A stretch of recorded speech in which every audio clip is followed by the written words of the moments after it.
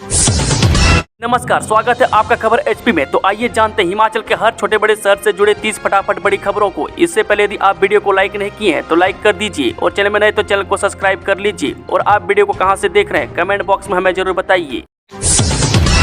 मौसम खराब हुआ तो नजदीकी केंद्र पर परीक्षा दे सकेंगे अभ्यर्थी, स्कूल शिक्षा बोर्ड करेगा व्यवस्था। हिमाचल प्रदेश स्कूल शिक्षा बोर्ड की 10वीं और 12वीं कक्षा की वार्षिक परीक्षाएं 4 मार्च से शुरू होंगी। परीक्षाओं के लिए शिक्षा बोर्ड ने शेड्यूल जारी कर दिया है। वह साथ ही परीक्षाओं के आयोजन की तैयारियां भी शुरू कर दी है।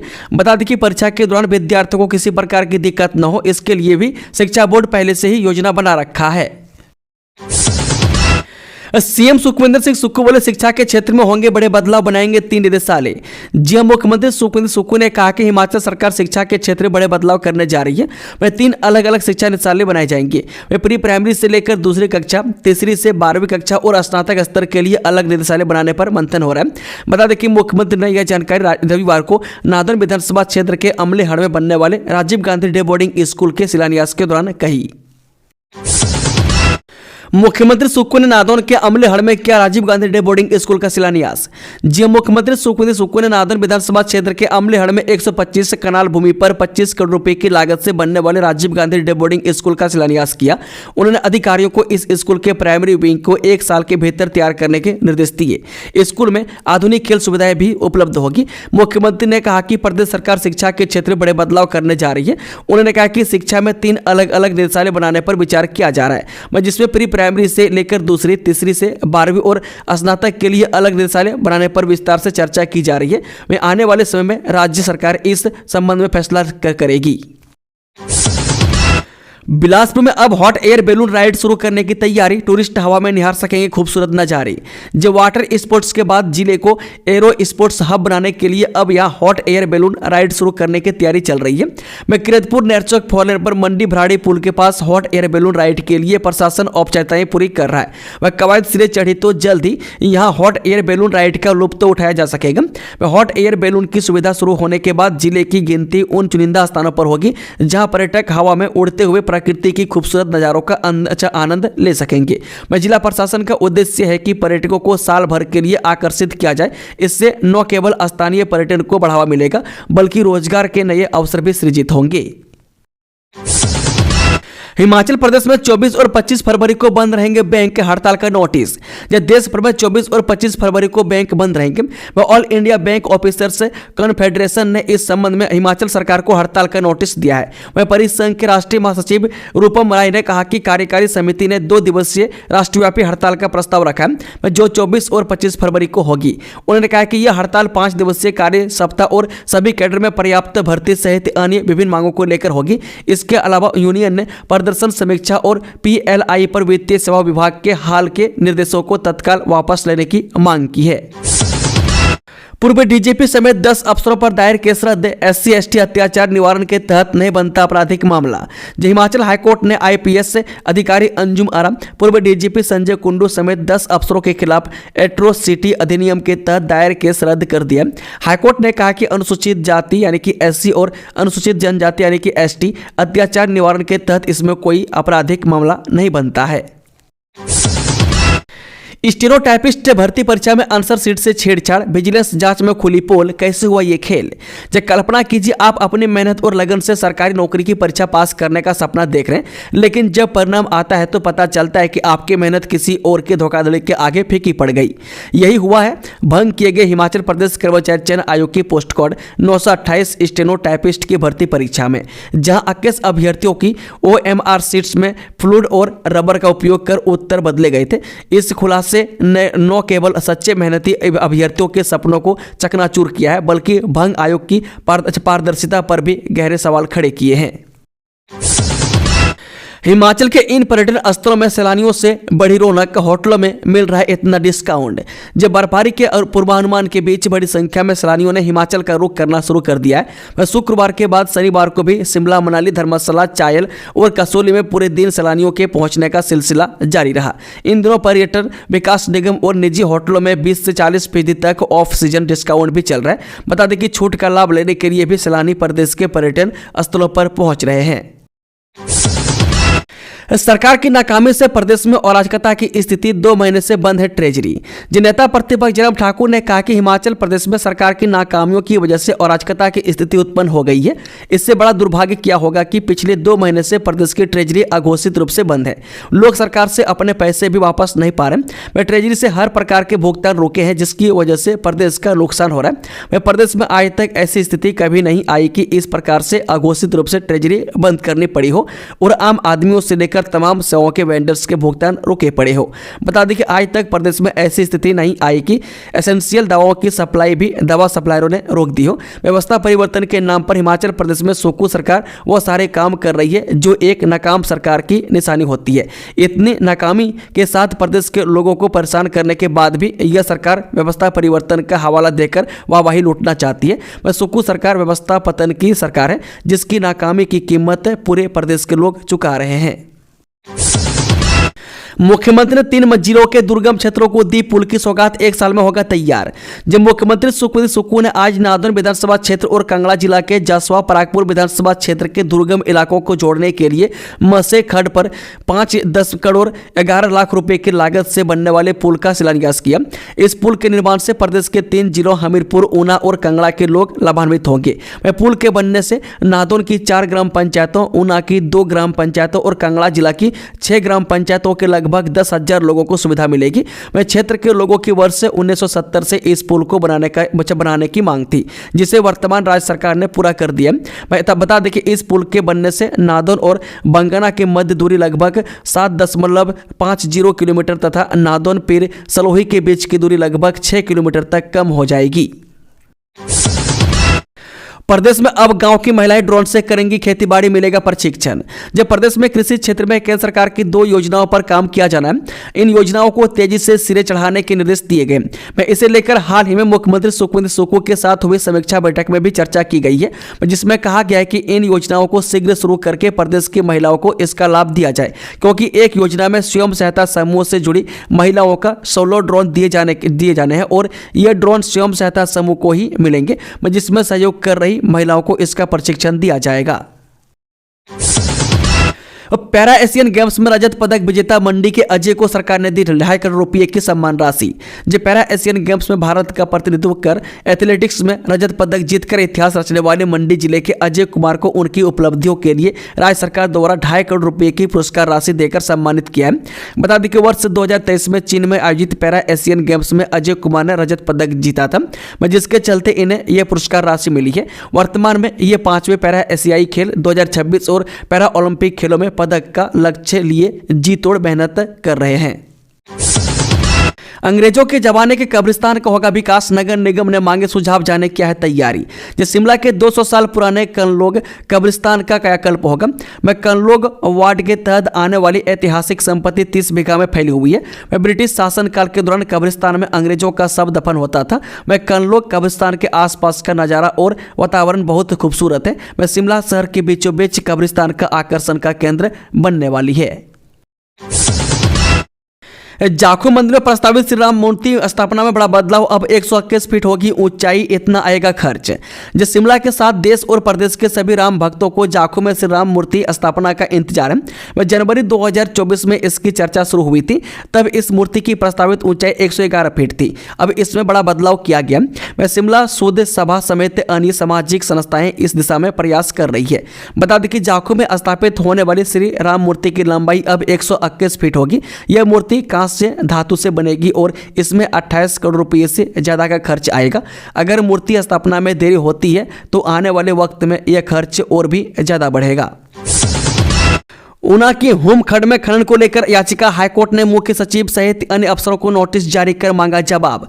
जी हिमाचल प्रदेश के मैदानी जिला ऊना के हुम खड्ड के बाथू बाथड़ी इलाके में खनन को लेकर हाईकोर्ट के समक्ष एक याचिका दाखिल की गई है। याचिका की प्रारंभिक सुनवाई के बाद हिमाचल प्रदेश हाईकोर्ट ने राज्य सरकार के संबंधित अफसरों को नोटिस जारी किया है। अदालत ने इस मामले में हिमाचल प्रदेश सरकार के मुख्य सचिव के अलावा उद्योग विभाग के प्रधान सचिव, वन विभाग के प्रधान सचिव, राज्य पर्यावरण विज्ञान व प्रौद्योगिकी विभाग के सचिव, हिमाचल प्रदेश राज्य परिवहन विभाग के सचिव, आबकारी और कराधान विभाग के सचिव सहित डीसी ऊना और राज्य भूमि ज्ञानी खनन अधिकारी जिला ऊना के साथ साथ हिमाचल प्रदेश प्रदूषण नियंत्रण बोर्ड को नोटिस जारी कर जवाब तलब किया है। फर्जी आईजी बनकर कारोबारियों से 1 करोड़ 41 लाख रुपए की अवैध वसूली का आरोप हाईकोर्ट ने रद्द की। आरोपी के खिलाफ दर्ज जब विनय अग्रवाल नामक एक व्यक्ति पर आरोप था कि उसने इंटेलिजेंस ब्यूरो का फर्जी आईजी बनकर कारोबारियों से अवैध वसूली की है। उस पर सिरमौर जिला के काला अम्ब सहित सोलन जिला के बद्दी व नालागढ़ में उद्योगपतियों से 1 करोड़ 41 लाख रुपए की अवैध वसूली का आरोप लगाया गया था। मामले में सीआईडी की शिमला स्थित भराड़ी थाना ने जांच की। विनय अग्रवाल ने इस मामले में हाईकोर्ट का दरवाजा खटखटाया था। हाईकोर्ट ने फर्जी आईजी बनकर उद्योगपतियों से अवैध वसूली के आरोपों को निराधार ठहराते हुए आरोपी विनय अग्रवाल के खिलाफ दर्ज प्राथमिकी को रद्द कर दिया है। हिमाचल के ऊंचाई वाले क्षेत्र में हुई बर्फबारी, शीतलहर को लेकर प्रदेश में अलर्ट। हिमाचल प्रदेश में एक बार फिर मौसम ने करवट ली है। बीते रोज शनिवार को प्रदेश में बादल छाए हुए थे, जिसके बाद ठंड बढ़ गई थी। इसके चलते शनिवार रात को शिमला के नारकंडा व कुफरी में बर्फबारी हुई। बर्फबारी के बाद नारकंडा में वाहनों की आवाजाही पूरी तरह से बंद हो गई है। हालांकि रविवार सुबह लोक निर्माण विभाग ने बर्फ को हटाने का काम शुरू कर दिया, लेकिन सड़कों पर फिसलन होने से वाहनों की आवाजाही फिलहाल ऊपरी शिमला में शुरू नहीं हो पाई है। हिमाचल हाईकोर्ट ने राज्य सरकार को दिया 4 माह का अतिरिक्त समय। जानिए क्या है मामला। राज्य सरकार ने पूर्ववर्ती हिमाचल प्रदेश अधीनस्थ चयन आयोग हमीरपुर के सरप्लस घोषित कर्मचारियों की सेवा से संबंधित नियमों व शर्तों को हाईकोर्ट के सामने पेश करने को 4 सप्ताह के अतिरिक्त समय की मांग की है। न्यायाधीश जतुसना रिवाल दुआक ने राज्य सरकार के इस आग्रह को स्वीकार कर मामले की सुनवाई को शीतकालीन छुट्टियों के बाद निर्धारित करने के आदेश दिए। इस मामले में कोर्ट ने 24 अक्टूबर 2024 को कहा था कि सरकार का कर्तव्य है कि वे सरप्लस पूल में रखे अधिकारियों और कर्मचारियों के हितों की रक्षा के लिए आवश्यक सेवा शर्तों को तैयार करें। हिमाचल में प्राचीन मंदिरों की दुर्दशा, अस्तित्व पर मंडरा रहा खतरा, आखिर क्या है वजह। जब 40 करोड़ रुपए से ज्यादा की वार्षिक आय वाले शक्तिपीठ श्री ज्वालामुखी मंदिर के ऐतिहासिक पुराने मंदिरों का अस्तित्व खतरे में है। मंदिर न्यास का श्री ज्वालामुखी के अधीन छोटे मंदिरों की मरम्मत और उचित रखरखाव पर ध्यान नहीं है। इनकी मरम्मत करवाने में मंदिर न्यास से ज्वालामुखी असमर्थ नजर आ रहा है। भारत अब बांग्लादेश पर कसेगा जोरदार शिकंजा, हिंदुओं पर हमले को लेकर आ गई बड़ी रिपोर्ट। जी हां, बांग्लादेश में हिंदू अल्पसंख्यकों पर लगातार हो रहे हमले को लेकर वहां की अंतरिम सरकार और सरकार के मुखिया प्रोफेसर मोहम्मद यूनुस के खिलाफ भारत का रवैया और सख्त होगा। वजह यह है कि अब भारत के पक्ष को वहां की पुलिस की जांच रिपोर्ट भी सही ठहरा रही है। अब यह बात पूरी तरह से सामने आ चुकी है कि पूर्व पीएम शेख हसीना को सत्ता से बेदखल करने के बाद बांग्लादेश में जिस तरह से हिंदू अल्पसंख्यकों पर लगातार हमला हुआ है, उसको लेकर यूनुस की सरकार लगातार अंतर्राष्ट्रीय बिरादरी को बरगला रही है। शनिवार को बांग्लादेश पुलिस की तरफ से जारी विस्तृत रिपोर्ट में कहा गया है कि शेख हसीना के देश छोड़ने के बाद वहां हिंदू मंदिरों, दुकानों या आवासों पर जो हमले हुए हैं, उनमें 98.4% हमले राजनीति से प्रेरित रहे हैं। डोनाल्ड ट्रंप के शपथ ग्रहण समारोह में भारत को भी न्योता, विदेश मंत्री जयशंकर होंगे शामिल। अमेरिका के नवनिर्वाचित राष्ट्रपति डोनाल्ड ट्रंप और उपराष्ट्रपति जेडी वेंस के शपथ ग्रहण समारोह में भारत को भी न्योता मिला है। निमंत्रण पर विदेश मंत्री एस जयशंकर अमेरिका जाएंगे। बता दें कि 47वें राष्ट्रपति के रूप में निर्वाचित राष्ट्रपति डोनाल्ड ट्रंप के शपथ ग्रहण समारोह में जयशंकर प्रसाद सरकार का प्रतिनिधित्व करेंगे। यात्रा के दौरान विदेश मंत्री अमेरिका आने वाले कुछ अन्य गणमान्य व्यक्तियों के साथ भी बैठक करेंगे। 125 यूनिट फ्री बिजली चाहिए तो फटाफट कर लीजिए यह काम, 15 फरवरी तक डेडलाइन। राज्य में बिजली बोर्ड द्वारा चलाई जा रही ई-केवाईसी का अभियान अभी लगभग 73% तक पूरा हो सका है। बिजली बोर्ड सोमवार से नए सिरे से अभियान की शुरुआत करेगा, क्योंकि सरकार ने उसे 15 फरवरी तक का टारगेट दिया। अभी तक मुबारकपुर सब डिवीजन ऐसा है जहां बिजली बोर्ड ने 100% ई-केवाईसी का काम पूरा कर दिया, जबकि भरवाई में यह काम 99% तक हो चुका है। जिन घरों में ई-केवाईसी करवाने के लिए लोग नहीं मिल पाए, वहां पर दोबारा से कर्मचारी दस्तक देंगे। बिजली बोर्ड के सब स्टेशनों और अलग से भी इसके लिए सेंटर स्थापित किए जाएंगे। 31 जनवरी को बिजली बोर्ड प्रबंधन ने अपने कर्मचारियों से रिपोर्ट मांगी है और सभी चीफ इंजीनियर 31 जनवरी को वस्तु स्थिति से अवगत कराएंगे। इस साल भी रिपब्लिक डे पर दिल्ली में नहीं दिखेगी हिमाचल की झांकी, जानिए वजह। जो लगातार चौथे साल गणतंत्र दिवस 2024 की परेड में राजधानी दिल्ली के कर्तव्य पथ पर हिमाचल की झांकी देखने को नहीं मिलेगी। भाषा एवं संस्कृति विभाग की ओर से हिमाचल की झांकी के लिए इस बार भी आवेदन किया गया था, लेकिन पूरा प्रोसेस में अंतिम राउंड में झांकी शामिल नहीं हो पाई। हालांकि भारत पर्व में हिमाचल की झांकी को शामिल होने का मौका मिला है। इसमें रशियन पेंटर निकोलस रोरिक, जिनकी इस साल 150वीं जयंती थी, उसे झांकी के लिए शामिल किया था। निकोलस रोरिक एक प्रसिद्ध रूसी अमेरिकी चित्रकार, लेखक और दार्शनिक थे। वह अपनी एशियाई और हिमालयी चित्रकला के लिए विशेष रूप से प्रसिद्ध है। निकोलस रोरिक का जन्म 1874 में रूस में हुआ था। उन्होंने अपनी कला की शिक्षा रूस और यूरोप में प्राप्त की। बाद में उन्होंने एशिया की यात्रा की और हिमाचल, तिब्बत और मंगोलिया में अपनी कला को प्रभावित किया। 40 लाख चाहिए, चुनाव लड़ना है, सीएम आतिशी ने लोगों से लगाई मदद की गुहार। दिल्ली की मुख्यमंत्री आतिशी ने अपने विधानसभा चुनाव लड़ने के लिए लोगों से चंदे की गुहार लगाई है। आतिशी ने आज संवाददाता सम्मेलन में कहा कि वह कालकाजी से विधानसभा चुनाव लड़ रही है और इसमें 40 लाख खर्च करने हैं। उन्होंने लोगों से चंदे की गुहार लगाते हुए कहा कि गलत तरीके से चुनाव लड़ना आसान है। दिल्ली का 77,000 करोड़ बजट है। अगर हम गलत तरीके से पैसे इकट्ठा करना चाहें तो 40 लाख रुपये इकट्ठा करने में एक दिन भी नहीं लगेगा, लेकिन आप लोगों के ही डोनेशन से मैं कालकाजी में विधानसभा चुनाव लड़ूंगी। प्रचंड शीतलहर की चपेट में हिमाचल। जब प्रदेश में शनिवार को मौसम का मिजाज बिगड़ गया। लाहौल स्पीति और कुल्लू सहित प्रदेश की ऊंची चोटियों पर हल्की बर्फबारी हुई है। एक सप्ताह बाद मौसम के बदलने से एक बार फिर से प्रदेश कड़ाके की ठंड की चपेट में आ गया। शनिवार को रोहतांग दर्रा, कोकसर, अटल टनल के नॉर्थ पोर्टल के आसपास, चंबा के दुर्गम क्षेत्र भरमौर में भी दोपहर बाद हल्की बर्फबारी हुई है, जबकि शिमला समेत पूरे प्रदेश में बादल छाए रहे। रविवार को भी बारिश और बर्फबारी का दौर जारी रहने का पूर्वानुमान है। बिलासपुर, ऊना, कांगड़ा और मंडी के कई क्षेत्रों में शनिवार को सुबह और शाम के समय घना कोहरा छाया रहा। रविवार से ऊना, हमीरपुर, बिलासपुर, सोलन, सिरमौर, कांगड़ा और मंडी जिला में घने कोहरे का येलो अलर्ट दिया गया। इन जिलों में अगले 3 दिन तक कोहरा छाएगा। इससे विजिबिलिटी 50 मीटर से भी नीचे गिर सकती है। बर्फबारी होने के बाद वीकेंड पर कुल्लू, मनाली, शिमला में पर्यटकों की आवाजाही बढ़ गई है। अटल टनल होकर पर्यटक लाहौल पहुंच रहे हैं। हालांकि खराब मौसम को देखते हुए शनिवार को कुल्लू से अटल टनल रोहतांग के लिए वाहन नहीं भेजे गए। देश भर से मनाली पहुंचे टूरिस्ट को सोलंग नाला तक जाने की इजाजत दी गई है। आग की लपटों से धधक रहा लॉस एंजिल्स, 16 लोगों की मौत, कई लापता, हजारों घर हुए खाक। जो अमेरिका के सबसे अधिक आबादी वाले लॉस एंजिल्स काउंटी में जंगल की आग को फैलने से रोकने के लिए हजारों अग्निशामक जुटे हैं। इस बीच आग से कम 16 लोगों की मौत हो गई है। स्थानीय अधिकारियों ने शनिवार को यह जानकारी दी। वह county of Los Angeles medical examiner द्वारा प्रकाशित मौतों की सूची के अनुसार शनिवार शाम तक जंगल की आग से मरने वालों की संख्या बढ़कर 16 हो गई है। मृतकों में से 11 ईटन की आग से संबंधित और 5 पालिसेडस क्षेत्र में आग से झुलसे थे। मंगलवार शाम को लगी इस घातक ईटन आग से अल्टाडेना और पासाडेना के पास 14,117 एकड़ क्षेत्र बर्बाद हो गया। हालांकि शनिवार दोपहर तक 15% क्षेत्रों में लगी आग पर काबू पा लिया गया था। कांग्रेस ने लॉन्च की तीसरी गारंटी, युवाओं को हर महीने 8,500 देने का वादा। जब कांग्रेस ने रविवार को युवा उड़ान योजना नाम से दिल्ली विधानसभा चुनाव को लेकर अपनी तीसरी गारंटी की घोषणा की और इस योजना के तहत सत्ता में आने पर यहां के बेरोजगार युवक युवतियों को हर महीने 8,500 रुपये देने का ऐलान किया। कांग्रेस के राष्ट्रीय महासचिव एवं राजस्थान के पूर्व उप मुख्यमंत्री सचिन पायलट ने पार्टी के प्रदेश मुख्यालय राजीव भवन में इस योजना की घोषणा करते हुए कहा, आज महान विचारक स्वामी विवेकानंद जी की जयंती है, जो युवाओं के प्रेरणा स्रोत थे। मैं दिल्ली में युवाओं के भविष्य पर प्रदेश सरकार और केंद्र सरकार का कोई ध्यान नहीं है। मैं दिल्ली में इतिहास गवाह है कि यहाँ जब कांग्रेस की सरकार रही है तब यहाँ के विकास को पूरे देश में लोग अग्रिम मानते आए हैं। मैं दिल्ली में जिस जिम्मेदारी से हम वादा करेंगे उसी जिम्मेदारी के साथ उसे पूरा भी करेंगे। मुझे पूरा विश्वास है कि 5 फरवरी को जब दिल्ली के लोग मतदान करेंगे तो इतिहास को याद करेंगे कि किसने क्या कहा और क्या किया। आईपीएल 2025 की तारीख का ऐलान इस दिन से खेला जाएगा टूर्नामेंट। जो इंडियन प्रीमियर लीग यानी कि आईपीएल 2025 सीजन की तारीख का ऐलान हो गया।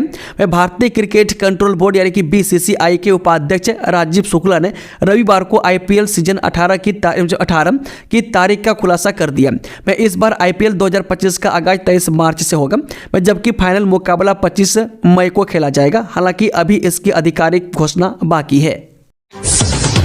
कंप्यूटर बेस्ड कंपनी के आधार पर होंगी भर्तियां, मुख्यमंत्री का ऐलान। जे नादौन के सेरा विश्राम गृह में मुख्यमंत्री सुखविंदर सुक्खू ने पूर्व मुख्यमंत्री जयराम ठाकुर द्वारा सरकार पर झूठे आंकड़े पेश करने के आरोपों पर कहा कि सरकार द्वारा कोई झूठे आंकड़े नहीं दिए गए, बल्कि सरकार ने भारत सरकार की वेबसाइट पर आंकड़े डाल दिए, जो कि सही है। उन्होंने कहा कि भारत सरकार की वेबसाइट पर आंकड़े देखे जा सकते हैं। सुक्खू ने पूर्व मुख्यमंत्री संता कुमार द्वारा विद्युत सब्सिडी छोड़ देने की सराहना करते हुए कहा कि सरकार के आह्वान पर संता कुमार ने जो कदम उठाया वो उनका इसके लिए आभार व्यक्त करते हैं। उन्होंने कहा कि पूर्व मुख्यमंत्री जयराम ठाकुर भी समर्थ हैं, इसलिए उन्हें तथा उनके अन्य लोगों को भी गरीबों को उनका हक दिलाने के लिए सब्सिडी छोड़ देनी चाहिए। वह सुक्खू ने कहा कि राज्य चयन आयोग के सुझाव पर कैबिनेट ने स्वीकृति दे दी है, जिसमें अब भारत सरकार की कंप्यूटर बेस्ड कंपनी के आधार पर ही भर्तियां होंगी। आईसीसी महिला क्रिकेट टी20 गेंदबाजी रैंकिंग में हिमाचल की रेणुका ठाकुर 5वें स्थान पर काबिज। हिमाचल प्रदेश की टीम का हिस्सा रहने के साथ भारतीय महिला क्रिकेट टीम में अपनी गेंदबाजी का बेहतर प्रदर्शन करने वाली रेणुका ठाकुर आईसीसी महिला क्रिकेट टी20 रैंकिंग में 5वें स्थान पर काबिज है। बता दें कि आईसीसी महिला क्रिकेट की टी20 गेंदबाजी रैंकिंग के अनुसार रेणुका ठाकुर 727 अंकों के साथ 5वें स्थान पर अपना कब्जा जमाकर आईसीसी महिला टी20 गेंदबाजी रैंकिंग में दूसरी भारतीय खिलाड़ी के रूप में शामिल है। मैं इसके अलावा भारतीय महिला टीम की खिलाड़ी दीप्ति शर्मा चौथे पायदान पर कब्जा जमाए हुए हैं। मार्च महीने में प्रदेश के लगभग 50,000 असाक्षर बनेंगे साक्षर। जब भारत सरकार के उल्लास नव भारत साक्षरता कार्यक्रम के तहत आगामी मार्च महीने में प्रदेश के लगभग 50,000 असाक्षर foundation literacy and numeracy assessment test देंगे। जो यह टेस्ट पास करेगा उसे साक्षर होने का प्रमाण पत्र दिया जाएगा। हालांकि इन दिनों इनकी पढ़ाई जारी है। इसके लिए हर जिला में वॉलंटियर से नियुक्त किए गए जो उल्लास पोर्टल पर रजिस्टर्ड असाक्षरों को पढ़ा रहे हैं। केंद्र सरकार की उक्त योजना के तहत असाक्षरों को पढ़ाया जा रहा है। दोस्तों, खबरों का सिलसिला समाप्त होता है। कि जानकारी पसंद आई तो वीडियो को लाइक शेयर चैनल को सब्सक्राइब जरूर कर लें और कमेंट बॉक्स में कमेंट करके बताएं कि आप न्यूज़ को किस जिले पंचायत से देख रहे थे। Thank you, all the best. जय हिंद, जय हिमाचल।